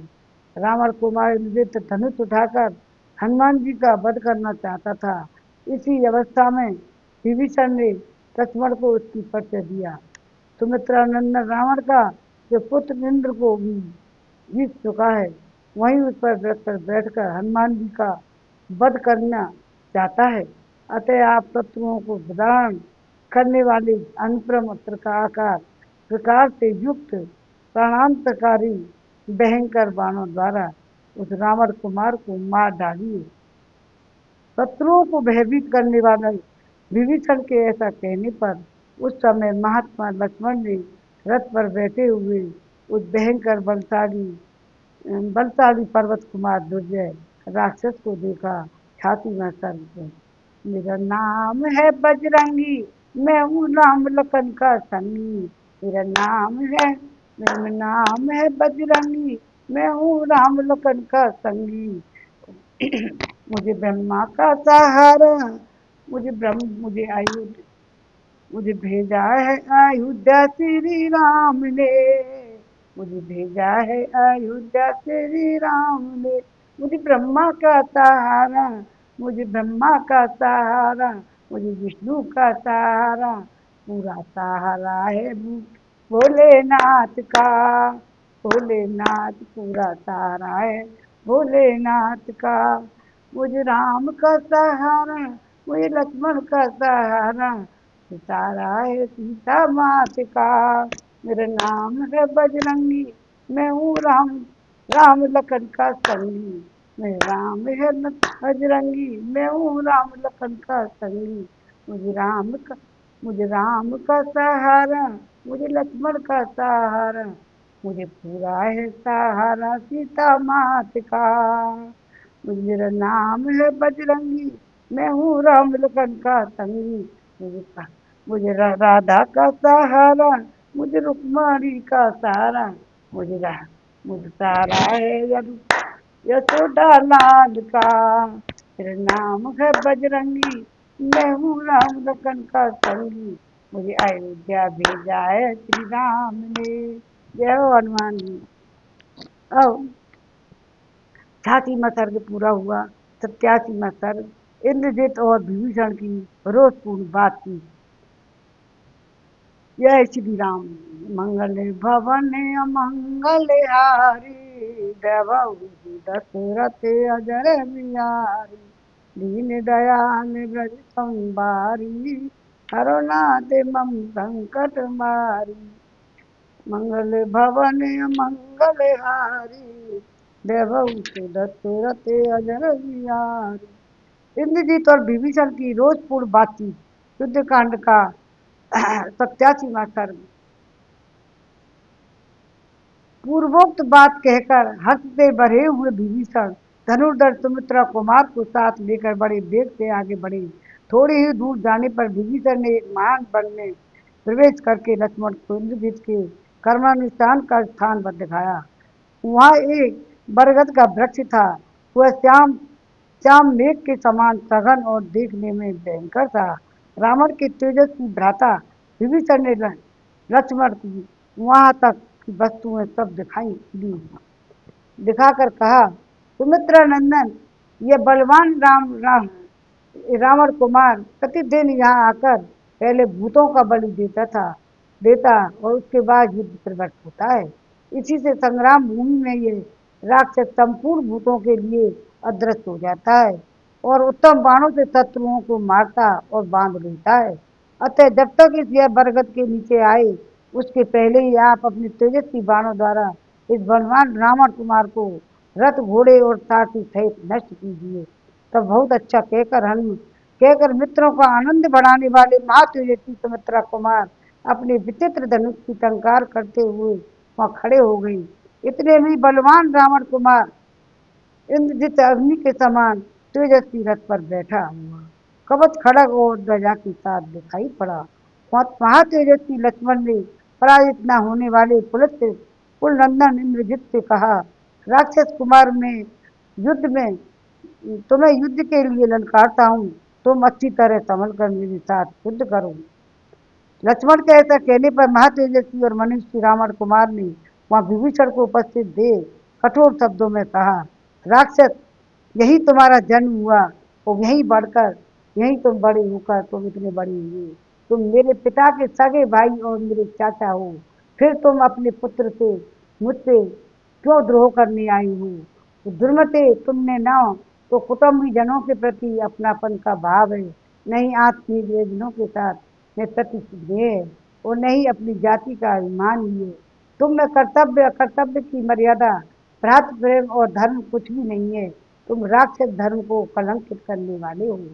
दुर्बुद्धे, तुमने स्वजनों का परित्याग करके दूसरों की गुलामी स्वीकार की है, अतः तुम सत्पुरुषों द्वारा निंदनीय और शोक के योग्य हो। नीच पिशाचर, तुम अपनी शिथिल बुद्धि के द्वारा इस महान अंतर को नहीं समझ पा रहे। कहाँ तो स्वजनों के साथ रहकर स्वच्छंदता का आनंद लेना और कहाँ दूसरों की गुलामी करके जीना है। दूसरे लोग कितने ही गुणवान क्यों ना हो और स्वजन तो गुणहीन क्यों ना हो, वो गुणहीन स्वजन भी दूसरों की अपेक्षा श्रेष्ठ ही है, क्योंकि दूसरा दूसरा ही होता है और यह कभी अपना नहीं हो सकता। जो अपने पक्ष को छोड़कर दूसरे पक्ष के लोगों को सेवन करता है, वह अपने पक्ष को नष्ट हो जाने पर फिर उन्हीं के द्वारा मार डाला जाता है। रावण के छोटे भाई निशाचर, तुमने लक्ष्मण को इस स्थान तक ले आकर मेरा वध कराने के लिए प्रयत्न करके यह निर्दयता दिखाई है। ऐसा पुरुषार्थ तुम्हारे लिए सजन नहीं कर सकता है। तुम्हारे सिवा दूसरे किसी सजन के लिए ऐसा करना संभव नहीं है। अपने भतीजे का ऐसा कहने पर विभीषण उत्तर दिया, राक्षस, तू आज ऐसी तेजी क्यों बघाड़ता है? जान पड़ता है तुझे मेरे स्वभाव का पता ही नहीं। अधम राक्षस राजकुमार, बड़ों के बड़प्पन का ख्याल करके तू इस कठोरता का परित्याग कर दे। यद्यपि मेरा जन्म क्रूर कर्मा राक्षसों के कुल में ही हुआ है, तथापि मेरा शील स्वभाव राक्षसों का फल नहीं है। सत्पुरुषों को जो प्रधान गुण तत्व है, मैंने उसी का आश्रय ले रखा है। क्रूरतापूर्ण कर्म में मेरा मन नहीं लगता, अधर्म में मेरी रुचि नहीं लगती। यदि अपने भाई का शील स्वभाव अपने से न मिलता हो, तो भी बड़ा भाई छोटे भाई को कैसे घर से निकाल सकता है? परंतु मुझे घर से निकाल दिया गया, फिर मैं दूसरे पुरुष का आश्रय क्यों न लूं? जिसका शील स्वभाव धर्म से भ्रष्ट हो गया हो, उसके पाप करने का दृढ़ निश्चय कर लिया हो, ऐसे पुरुष का त्याग करके प्रत्येक प्राणी इसी प्रकार सुखी होता है, जैसे हाथ पर बैठे हुए जहरीले सर्प को त्याग कर देने से मनुष्य निर्भय हो जाता है। जो दूसरों का धन लूटता हो, पराई स्त्री पर हाथ लगाता हो, वो दुरात्मा को जलते हुए घर की भांति त्याग देने योग्य ही बताया गया है। पराई धन का अपहरण, पर स्त्री के साथ संसर्ग और हितैषी संबंधों पर अधिक शंका, अविश्वास में तीन दोष विनाशकारी बताए गए हैं।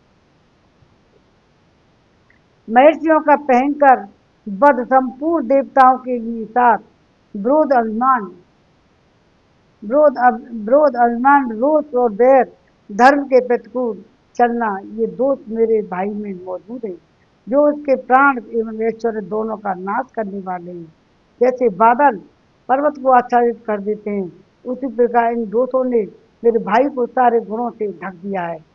इन दोषों के कारण मैंने अपने भाई एवं पिता को त्याग दिया। अब न मैं तो लंकापुरी रहेगी, या न तो तू रहेगा, न तेरे पिता ही रह जाएंगे। राक्षस, तू अत्यंत अभिमानी और दंड बालक मूर्ख है, काल में पास में बंधा हुआ है, इसलिए तेरी जो जो इच्छा हो मुझे कह दे। नीच राक्षस, तूने मुझसे जो कठोर बातें कही हैं, उसी का यह फल है कि आज तुझ पर यहाँ घोर संकट आया है। अब तू बरगद के नीचे तक का नहीं जा सकता। कुकुत्सक कुलभूषण लक्ष्मण का तिरस्कार करके तू जीवित नहीं रह सकता, अतः इस नरदेव लक्ष्मण के साथ रणभूमि में युद्ध कर यहाँ मारा जाकर तू यमलोक में पहुंचेगा और देवताओं का कार्य करेगा, उन्हें संतुष्ट करेगा। अब तू अपना बढ़ा हुआ सारा बल दिखा, समस्त आयुधों और सहायकों का व्यय कर ले, और परंतु लक्ष्मण के बाणों का निशाना बनकर आज की सेना सहित जीवित नहीं लौट सकेगा। 87वां सर्ग पूरा हुआ। मंगल भवन अमंगल हारी, उमा सहित जय जपत पुरारी। दीन दयाल घर संभारी, हरो नाथ मम संकट भारी। मंगल भवन अमंगल हारी, उमा सहित जय जपत पुरारी। दीन दयाल गज संभारी, हरनाथ मम संकट भारी।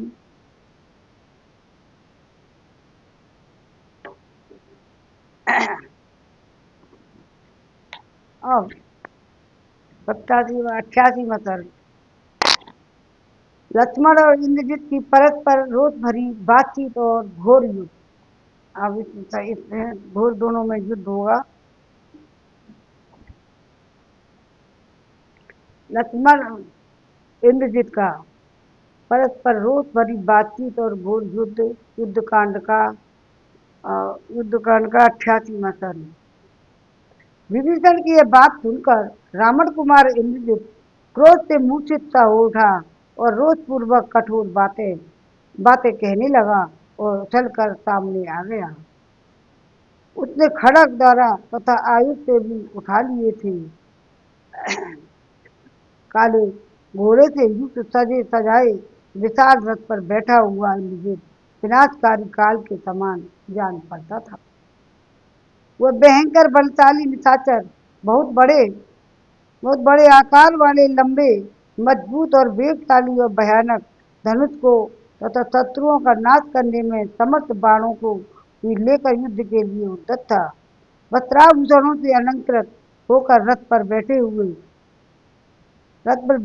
उस महान धनुर्धर शत्रुनाशक बलवान रावण कुमार ने देखा लक्ष्मण अपने तेज से ही विभीषित हो हनुमान जी की पीठ पर आरूढ़ होकर उदयाचल पर विराजमान सूर्यदेव के समान प्रकाशित हो रहे हैं।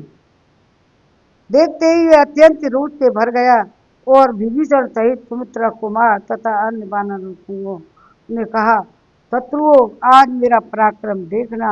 यह सब लोग जो स्थल में मेरा धनुष से छूटे हुए बाणों की दृष्टि वर्षा को और अंगों पर उसी तरह धारण करोगे जैसे आकाश में होने वाली उन्मुक्त वर्षा को भूतल के प्राणी अपने ऊपर धारण करते हैं। जैसे आग रुई के ढेर को जला देती है, उसी प्रकार इस प्रकार धनुष से छूटे हुए मेरे बाण आज तुम्हारे शरीर को धज्जियां उड़ा देंगे। आज अपने शूल, शक्ति, अभिष्ट और तोमरों द्वारा तथा तीखे सहायकों से छिन्न भिन्न करके तुम सब लोगों को यमलोक पहुंचा दूंगा। युद्ध स्थल में हाथों की बड़ी फुर्ती से चलाकर जब मेघ के समान गर्जता हुआ बाणों की वर्षा आरंभ करूंगा, उस समय कौन मेरे सामने ठहर सकेगा। लक्ष्मण, उस दिन रात्रि युद्ध में मैंने वज्र और असनी के समान तेजस्वी बाणों द्वारा जो पहले तुम दोनों भाइयों को रणभूमि में सुला दिया था, और तुम लोग अपने अग्रगामी सैनिकों सहित मूर्छित और पड़े थे। मैं समझता हूँ उसका इस समय तुम्हें स्मरण नहीं हो रहा है, जिस दर सर्प के समान रोष से भरे हुए मुझ इंद्रजित के साथ जो तुम युद्ध करने के लिए उपस्थित हो गई, उससे स्पष्ट जान पड़ता है कि यमलोक में जाने के लिए उद्यत हो। राक्षस राज के बेटे की यह गर्जना सुनकर रघुकुल नंदन लक्ष्मण कुपित हो उठे। उनके मुख पर भय का कोई चिन्ह नहीं था। वे रावण कुमार से बोले, निशाचर, तुमने केवल वाणी द्वारा अपने शत्रु वध कर आदि कार्यों की पूर्ति के लिए घोषणा कर दी है, परंतु उन कार्यों को पूरा करना तुम्हारे लिए बहुत ही कठिन है। जो क्रिया द्वारा कर्तव्य कर्मों के पार पहुंचता है, अर्थात कहता नहीं है, काम पूरा करके दिखा देता है, वही पुरुष बुद्धिमान है। दुर्मते, तुम अपने अभिष्ट कार्य को सिद्ध करने में असमर्थ हो। जो कार्य किसी के द्वारा भी सिद्ध होना कठिन है, उसे केवल वाणी के द्वारा कहकर तुम अपने को कृतार्थ मान रहे हो। उस दिन संग्राम में अपने को छिपाकर तुमने जिसका आश्रय लिया था, वह चोरों का मार्ग है।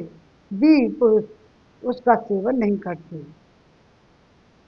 राक्षस, इस समय मैं तुम्हारे बाणों के मार्ग में आकर खड़ा हूँ।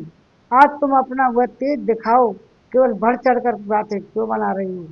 लक्ष्मण के ऐसा कहने पर संग्राम विजयी महाबली इंद्रजित ने अपने भयंकर धनुष को दृढ़ता पूर्वक पकड़कर उसके पहने बाणों को आरंभ कर दिए। दृष्टि आरंभ कर दी। उसके छोड़े हुए महान वेगशाली बाण सांप के विष की तरह जहरीले थे। वे फुफकारते हुए सर्प के समान लक्ष्मण के शरीर पर पड़ने लगी। वेगवान रावण कुमार इंद्रजित ने वे उसने अत्यंत वेगशाली बाणों द्वारा युद्ध में शुभ लक्षण लक्ष्मण को घायल कर दिया। बाणों से उनका कठोर शरीर अत्यंत छत विक्षत हो गया। वे रक्त से नहा उठे। उस अवस्था में श्रीमान लक्ष्मण धूम रहित प्रज्वलित अग्नि के समान शोभा पा रहे थे। इंद्रजित अपना यह पराक्रम देख लक्ष्मण के पास जा बड़ी जोर से गर्जना करके यूं बोला, सुमित्रा कुमार, मेरे धनुष से छूटे हुए तेज धार वाली पंखधारी बाण शत्रु के जीवन का अंत कर देने वाले हैं। वे आज तुम्हारे प्राण लेकर ही रहेंगे। लक्ष्मण, आज मेरे तेरे द्वारा ये मारे जाने जाकर जो तुम्हारे लिए प्राण निकल जाएंगे और तुम्हारी लाश पर झुंड के झुंड गिरड़बाज गीध टूट पड़ेंगे। दुर्बुद्धे राम, तुम जैसे अनार क्षत्रिय धर्म एवं अपने भक्त भाई को आज ही मेरे द्वारा मारा गया देखेंगे।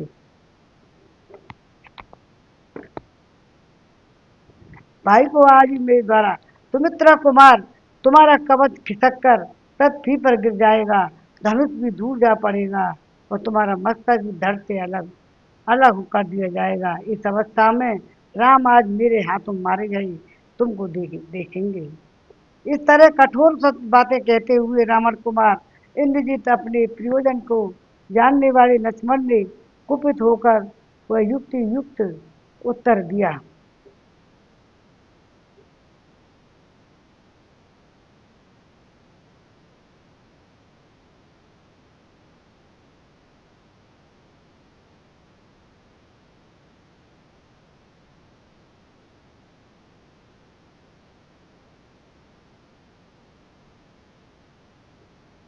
देख करके युक्त युक्त उत्तर दिया। क्रूर कर्म करने वाले दुर्बुद्धि राक्षस, बकवास बंद करो। बकवास का बल छोड़ दे। तू ये बातें कहता क्यों है, करके दिखा। निशाचर जब इस बात काम में अपनी किया वो नहीं और उसके लिए तू क्यों व्यर्थ दीन हाँकता है। तू जिसे कहता है वो इस कार्य को पूरा कर, जिससे मुझे तेरी इस बड़ा चढ़ाकर कही हुई बात पर विश्वास हो। नरभक्षी राक्षस, तू देख लेना, मैं कोई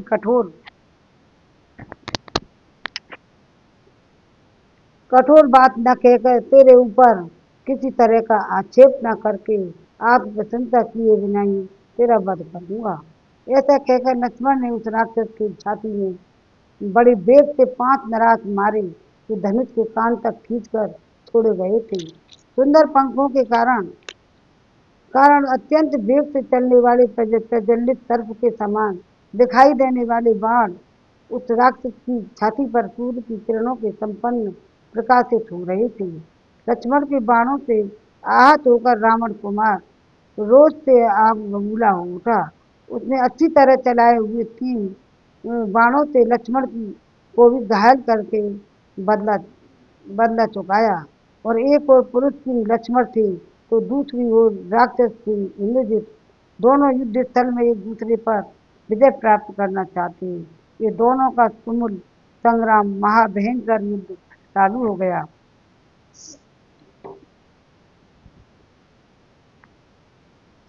ये दोनों वीर पराक्रमी, बल संपन्न, विक्रमशाली और परम दुर्जय तथा अनुपम बल और तेज से युक्त होने के कारण अत्यंत दुर्जय थे। जैसे आकाश में 2 ग्रह टकरा गए हों, उसी तरह दोनों ही वीर परस्पर जूझ रहे थे। उस युद्ध स्थल में वे इंद्र और पत्रासुर के समान दुर्धर्ष जान पड़ते थे। वे महामनीषी नरश्रेष्ठ तथा राक्षस प्रबल भीड़ जैसे 2 सिंह आपस में लड़ रहे हों, उसी प्रकार युद्ध करते थे और बहुत से बाणों की वर्षा करते हुए युद्ध भूमि में डटे हुए थे। दोनों ही बड़े हर्ष और उत्साह के साथ एक दूसरे का सामना करते थे। तदंतर दशरथ नंदन शत्रुसूदन लक्ष्मण ने कुपित हुए सर्पों की भांति लंबी सांस खींचते हुए अपने धनुष पर अनेक बाण रखे और उन सबको राक्षस राज इंद्रजित पर चलाया। उनके धनुष की डोरी से प्रकट होने वाली टंकार ध्वनि सुनकर राक्षस राज इंद्रजित का मुंह उदास हो गया। वह चुपचाप लक्ष्मण की ओर देखने लगा। रावण को इंद्रजित का मुंह उदास देखकर विभीषण ने युद्ध में लगे हुए सुमित्रा कुमार से कहा, महाबाहु, इस समय रावण पुत्र इंद्रजित में मुझे जो लक्षण दिखाई दे रहे हैं, मुझे जान पड़ता है कि निसंदेह इसका उत्साह भंग हो गया है। अतः आप इसके वध के लिए शीघ्रता करें। तब सुमित्रा कुमार ने तत्विधर सर्पों के समान भयंकर बाणों को धनुष पर चढ़ाया और इंद्रजित को लक्ष्य करके चला दिया। वे बाण क्या थे? महाविषैले सर्प थे। उन बाणों का स्पर्श इंद्र के वज्र की भांति भांति दुसह था। लक्ष्मण के जलाए हुए इन बाणों को चोट आ खाकर इंद्रजित दो घड़ी के लिए मूर्छित हो गया। उसकी सारी इंद्रियां विक्षुब्ध हो उठी।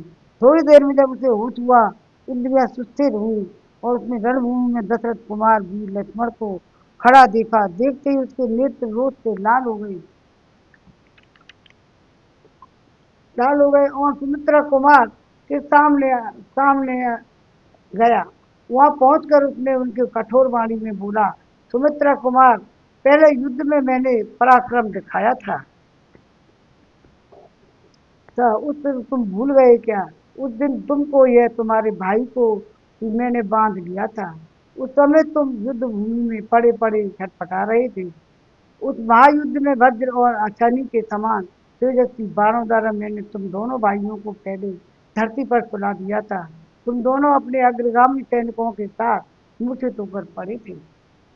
अथवा मालूम होता है कि तुम उन सब बातों को याद नहीं आ रही है, यह स्पष्ट जान पड़ता है। तुम यमलोक में जाना चाहते हो, इसलिए तुम मुझे पराजित करने की इच्छा रखते हो। यदि पहले युद्ध में तुमने मेरा पराक्रम नहीं देखा है, तो आज तुम्हें दिखा दूंगा।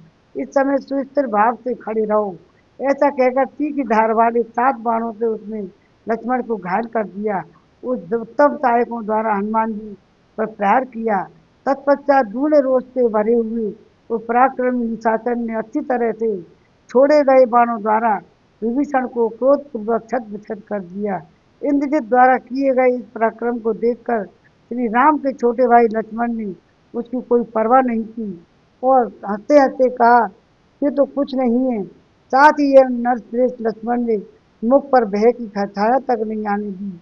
उन्होंने युद्ध स्थल में कुपित हो भयंकर बाण हाथ में लिए और उन्होंने रावण कुमार को लक्ष्य करके चला दिया।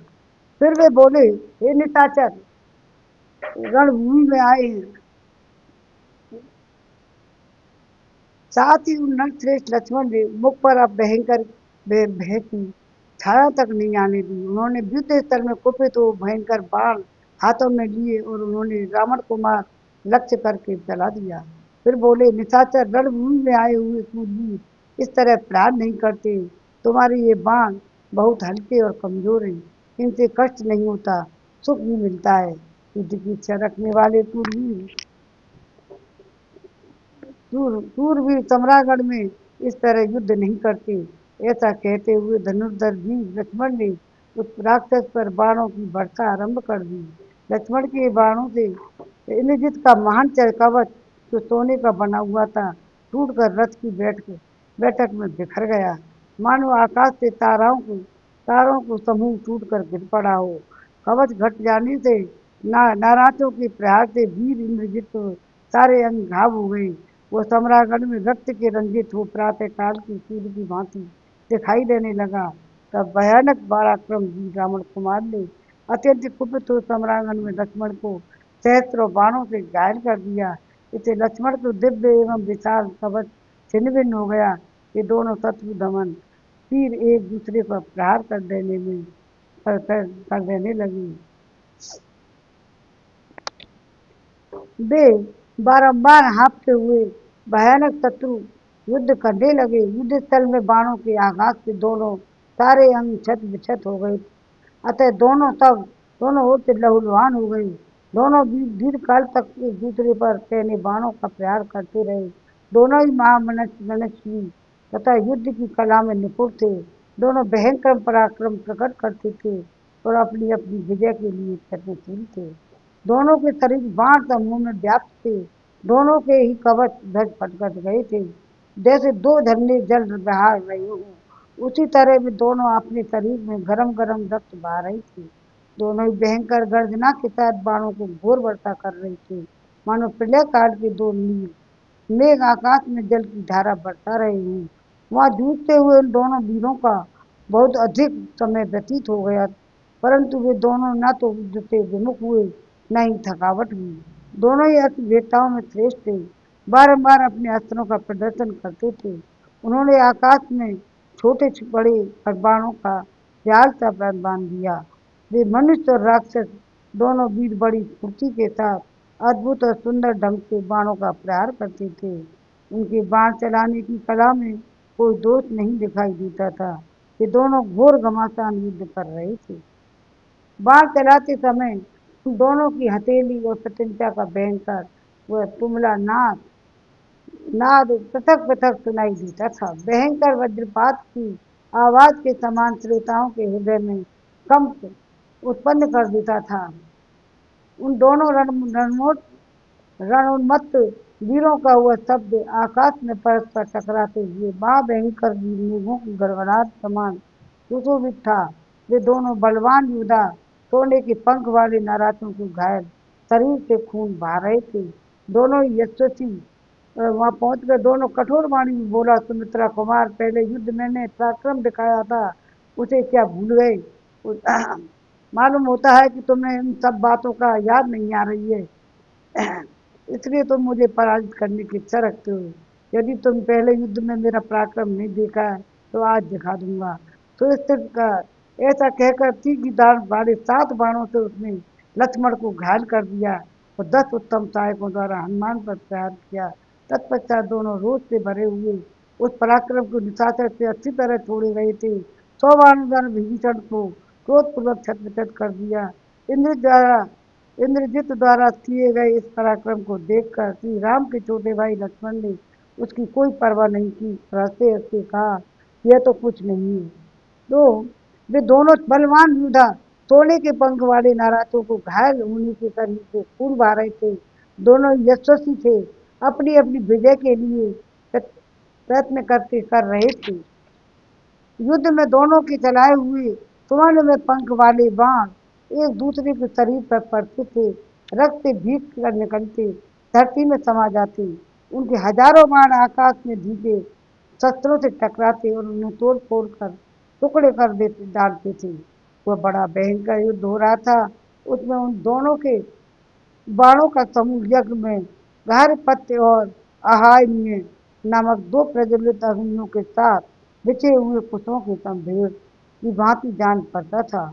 उन दोनों मनुष्य वीरों के छत विछत और शरीर वन में पत्र ही लाल पुष्पों से भरे हुए फलाद और सेमल के वृक्ष के समान शोभित होते थे। एक दूसरे को जीतने की इच्छा वाले इंद्रजीत और लक्ष्मण रह रहकर बारंबार भयंकर मार काट मचाते थे। लक्ष्मण रणभूमि में रावण कुमार चोट करते थे। रावण कुमार लक्ष्मण पर इस तरह दोनों प्रहार करते हुए भी थकते नहीं थे। इन दोनों वीरशाली वीरों के शरीर में बाणों के समूह धस गए थे, इसलिए वे दोनों महापराक्रमी योद्धा जिन पर बहुत रक्त उगाए हों, उन दोनों के पर्वतों के समान शोभा पाते थे। बाणों से ढके हुए खून से भीगे हुए उन दोनों के सारे अंग जलती हुई आग के समान व्याप्त हो रहे थे, उद्दीप्त हो रहे थे। तो इस तरह से युद्ध करते करते उन दोनों का बहुत समय व्यतीत हो गया, परंतु वे दोनों न तो युद्ध में विमुख हुए न थकावट हुई। युद्ध के मुहाने पर पराजित न होने वाले लक्ष्मण के युद्ध जनित श्रम का निवारण तथा उनकी प्रिय हित का संपादन करने के लिए महात्मा विभीषण युद्ध भूमि में आकर खड़े हो गए। 88वां सर्ग पूरा हुआ। अब 88वां कल पढ़ेंगे, थोड़ा सा भजन में। मंगल भवन मंगल हारी, उमा सहित जय जपत पुरारी, दीन दयाल ब्रज संभारी, हरनाथ मम संकट भारी। मेरे मेरे तन में है राम, मेरे मन में है राम, रोम रोम में समाया तेरा नाम रे। मेरे मन में है राम, मेरे तन में है राम, मेरे मन में भी राम, मेरे तन में भी राम, रोम रोम में समाया तेरा नाम रे। मेरी सांसों में तेरा ही नाम रे। जैसे चंदा में राम, जैसे सूरज में राम, अम्बर तारों में समाया तेरा नाम रे। मेरी सांसों में तेरा ही नाम रे। जैसे चंदा में राम, जैसे सूरज में राम, अम्बर में समाया, तारों में समाया तेरा नाम रे। मेरी सांसों में तेरा नाम रे। मेरे तन में है राम, मेरे मन में है राम, मेरे रोम रोम में समाया। भीलनी के राम जैसे मीरा के राम, भीलनी के राम जैसे मीरा के श्याम, नर नारी में समाया तेरा नाम रे। नर नारी में समाया तेरा नाम रे। मेरी सांसों में तेरा ही नाम रे। मेरे तन में भी राम, मेरे मन में भी राम, मेरे रोम रोम में समाया तेरा नाम रे। मेरी सांसों में तेरा ही नाम रे। जैसे सीता के राम, जैसे राधा के श्याम, पत्ते पत्ते में समाया तेरा नाम रे। मेरी सांसों में तेरा ही नाम रे। जैसे अहिल्या में राम, जैसे द्रौपदी के राम, अहिल्या में राम, जैसे द्रौपदी के राम, पत्थर में समाया मेरा राम रे। तेरी सांसों में समाया तेरा नाम रे। जय सिया राम। आज डांगुरिया जाए छोटा सा। डांगोरिया तेरी एक न मानूंगी, डांगोरिया तेरी एक न मानूंगी, पवन में चम चम नाचूंगी, डांगोरिया एक न मानूंगी। डांगोरिया चल रहे हैं आजकल।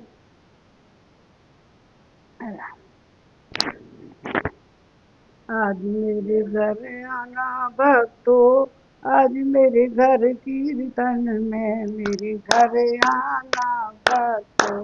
चलो आरती कर ली। चलो। राम न रूठे सब जग रूठे, ऊपर वाले से डरियो, वो नैया पार लगाएगा तुम देखते रहियो। राम न रूठे सब जग रूठे, ऊपर वाले से डरियो, वो नैया पार लगाएगा तुम देखते रहियो। वो दुनिया का रखवाला है, वो उसका खेल निराला, वो दुनिया का रखवाला है, उसका खेल निराला है। वो काली कमली वाला है, वो काली कमली वाला है, रीत करे धरती पे आए, ऐसे मालिक से डरियो, वो नैया पार लगाएगा तुम देखते रहियो। वो नैया पार लगाएगा तुम देखते रहियो। राम न रूठे सब जग रूठे, ऊपर वाले से डरियो, वो नैया पार लगाएगा तुम देखते रहियो। दुनिया वही चलाता है, दुखियों को गले लगाता है, दुनिया वही चलाता है, दुखियों को गले लगाता है। वो आकर लाज बचाता है, वो बंसी बजाने वाला है, वो आकर लाज बचाता है, वो बंसी बजाने वाला है। सुख दुख में जो बांध निभाए, जो सुख दुख में जो साथ निभाए, ऐसे मालिक से डरियो, जो नैया पार लगाएगा तुम देखते रहियो। राम न रूठे सब जग रूठे, ऐसे मालिक से डरियो, तो नैया पार लगाएगा तुम देखते रहियो। तुम भवसागर में अटकोगे, राम नाम गुण गाओगे, तुम भवसागर में अटकोगे, वो तुम्हें बचा ले जाएगा, भवसागर पार लगाएगा, अरे एक दयालु दयानिधि के चरण पड़े रहियो, वह नैया पार लगाएगा तो ना, जो नैया पार लगाएगा तुम देखते रहियो। राम न रूठे सब जग रूठे, ऐसे मालिक से डरियो, ऐसे ऊपर वाले से डरियो, जो नैया पार लगाएगा तुम देखते रहियो। आरती श्री रामायण जी की, कीरत कलित ललित सियपी की, गावत ब्रह्मादिक मुनि नारद, वाल्मीकि विज्ञान विशारद, सुख सनकादि शेष अरु सारद, वरन पवन सुत कीरतनी की। आरती श्री रामायण जी की, संतन घावत शंभु भवानी, असघट संभव मुनि विज्ञानी, व्यास आदि कवि पुंज बखानी, काक भुसंड करुण के ही की। आरती श्री रामायण जी की, चारों वेद पुराण अष्टदश छहों होण, सब संतन को तन मन धन संतन को सर्वस सारा, समत सब ही की। आरती श्री रामायण जी के, कलिमल हरण विषय रस सीखे, सुभग श्रृंगार मुक्ति जुवती की। हरन रोग भव भूरि अमी की, तात मात सब विधि तुलसी की। आरती श्री रामायण जी की, कीरत कलित ललित सियपी की। बोल सियापति रामचंद्र की जय। जय श्री राम।